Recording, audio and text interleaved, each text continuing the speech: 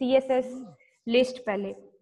Actual में हम अब मूव कर रहे हैं मेन्यू बार्स बनाने की तरफ, कि मेन्यू बार्स कैसे बनती है। जी, नेविगेशन बार, मेन्यू बार कैसे बनती है, ठीक है। ये जो जैसे ऊपर आपको टॉप पे नजर आ रही है ना, ये वाली बार, इस तरह की बार हमने वेबसाइट पे बनानी हो तो वो कैसे बनती है, उसके लिए हम पहले प्रॉपर्टीज पढ़ेंगे सारी, फिर हम उन सारी प्रॉपर्टीज को अप्लाई करके एक नेविगेशन बार, मेन्यू बार बनाएंगे। ठीक हो गया। तो ये चीजें मेन्यू बार के अंदर यूज होती हैं जो आज हम पढ़ने वाले हैं। नेक्स्ट क्लास में फिर हम इन चीजों को यूज करके एक पूरी मेन्यू बार डिजाइन करेंगे। ये 2 क्लासेस में ये होगा काम।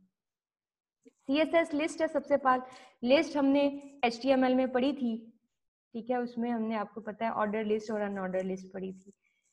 अब CSS इस लिस्ट के साथ क्या कुछ कर सकती है, ये CSS जो है वो डिफरेंट मार्कर्स असाइन कर सकती है। मार्कर कह रहे हैं टाइप को, ठीक है, वो चेंज कर सकती है। वो HTML भी कर सकती थी कि अगर 1 2 3 आ रहा तो उसकी जगह ABC लगाना, ठीक है। ऑर्डर लिस्ट के मार्कर भी चेंज हो सकते हैं, अनऑर्डर के भी। अनऑर्डर के भी आपको पता है वो भी काम HTML भी कर लेती थी। Yes ma'am. स्क्वायर वहां पे लेके आना, मतलब ये दोनों काम भी मैम कस्टम मार्कर लगा सकते हैं हम अपना। हाँ जी, आगे वही आने वाला है, थर्ड पे वही पॉइंट है। Set an image as the list item marker. आप कोई भी इमेज भी यूज कर सकते हैं, ये वही कस्टम ही है। आप अपनी मर्जी का कोई सा भी बाहर से लेके ना उसको भी एज अ मार्कर यूज कर सकते हैं, ठीक है। जैसे कोई एरो का साइन हो, कोई इमेज हो, उसको आपने यूज कर लेना है, ठीक है। ऐड बैकग्राउंड कलर्स, बॉर्डर्स वगैरह, ये सारी चीजें भी आप इस लिस्ट को असाइन कर सकते हैं, जो कि आप CSS में नहीं कर सकते थे। मार्कर्स नहीं आप ऐड कर सकते थे HTML में, बाकी ये काम आप कर सकते थे। तो ये मार्कर्स भी असाइन, नए इमेजेस, ठीक है। उसके लिए क्या लिखना है आपने, वही ये UL.A का क्या मतलब है, अनऑर्डर्ड लिस्ट जिसकी क्लास A है। अनऑर्डर्ड लिस्ट जिसकी क्लास A है, जिसकी क्लास है जी। अब ये क्या मैम, अगर इनमें स्पेस थे, अगर इनमें स्पेस थे और इनमें स्पेस ना दें, ये दो अलग चीजें होंगी कि डॉट से पहले स्पेस दें और डॉट से पहले स्पेस ना दें।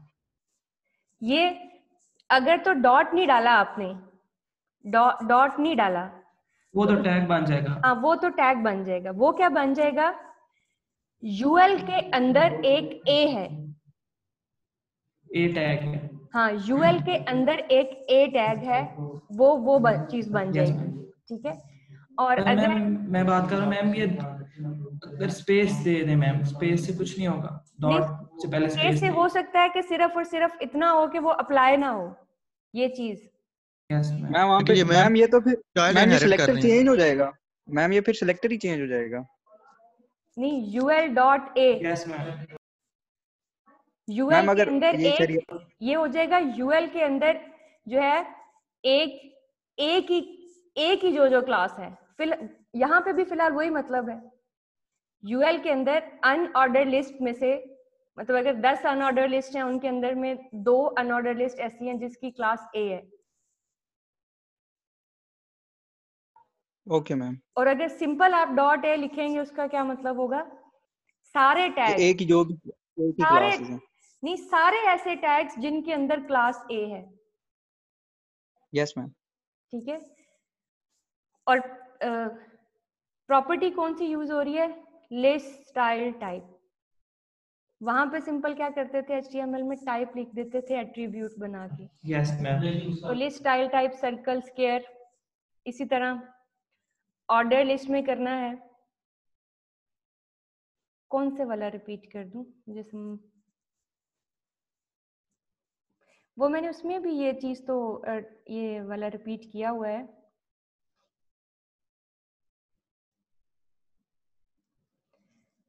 मैं इसलिए नहीं इसको यूज करना चाह रही कि इतनी बड़ी तो कोई बात नहीं है जिसको मैं उधर बताऊं, रिपीट कर देती हूँ, उसको टाइम वेस्ट होगा जाके इसको वहां पे लिखने में।